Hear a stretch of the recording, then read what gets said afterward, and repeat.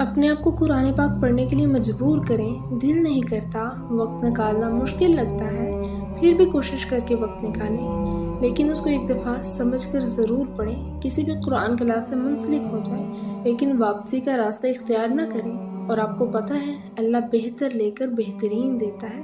قرآن پاک کے لیے اپنی بہترین چیز بھی قربان کرنی پڑے نا تو پیچھے نہ ہٹیں۔ قرآن پاک ہی وہ کتاب ہے جس کے سہارے انسان اللہ سبحانہ وتعالی تک پہنچ سکتا ہے۔ جس انسان کے پاس اللہ سبحانہ وتعالی اور قرآن کا سہارا ہوتا ہے نا، اسے زندگی میں کسی اور سہارے کی ضرورت نہیں پڑتی۔ پھر انسان کو صبر کرنا بھی آ جاتا ہے اور اپنی پیاری چیزوں کو قربان کرنا بھی۔ پتہ ہے الیقین کیا ہے؟